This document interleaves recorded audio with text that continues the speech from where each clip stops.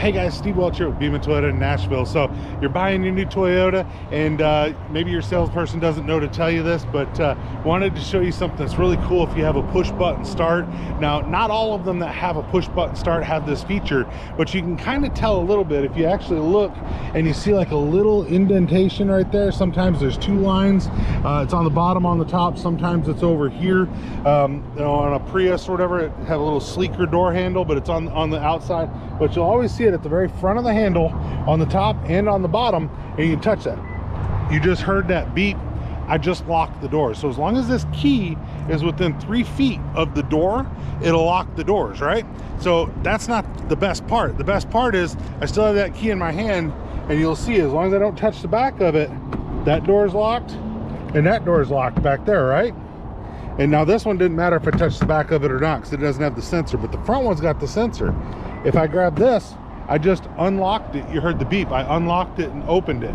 I left this one, and all of the other doors are currently locked. So if you're worried about safety or something like that, you go to get in your vehicle at a grocery store, shopping mall, airport, something like that, you don't have to worry about somebody being on the other side and the vehicle opening. You shut the door. As soon as you shut the door, you hit that and everything's locked again. Well, now on most of the ones that do this, if you grab it and then you hold it for 3 seconds, listen for the second beep when I do this.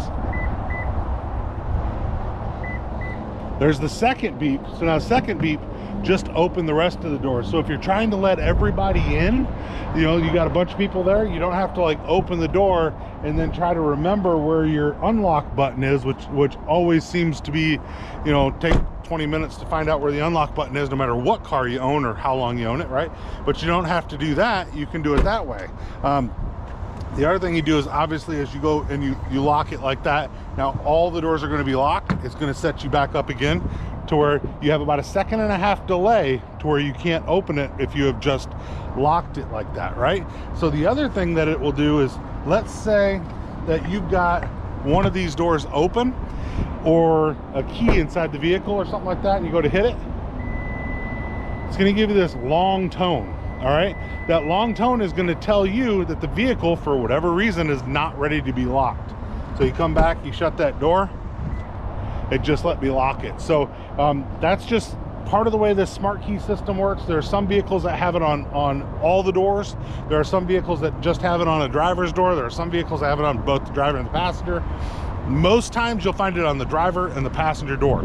Now I will show you one other thing too. You saw how that one only opened that door. Well, the thing is, if you come and you open the passenger door, and it's still locked here, but if you open the passenger door, it's going to assume that you wanted to open more than one door, and it's going to go ahead and open those doors for you.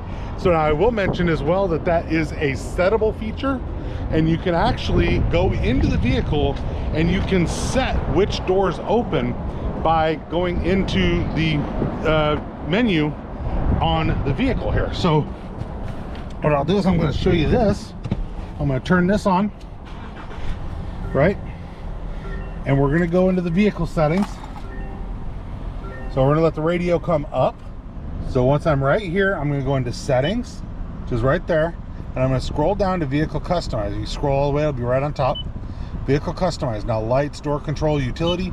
Here's your door control. So you have it to where you can change the auto lock to where right now if it shifts from park, it's going to lock. Auto unlock when you shift to park.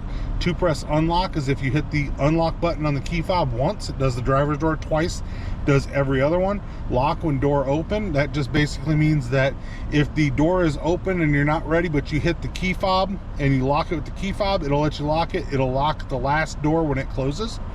Now here's where you can change this. Your smart access doors. Driver's door only, all doors. So now if I change that to all doors, then when I grab the driver's door, it will unlock all the doors. All right. Then you can change your auto relock timer. So if you haven't opened the door in 60 seconds, 120 or 30, then it will relock, or you can actually shut it off. So basically that means as long as you haven't opened the door and shut the door, it'll stay unlocked if you've opened the door and then shut the door. Then there's that. And then you also have your feedback tone. You can turn that up pretty easily, right?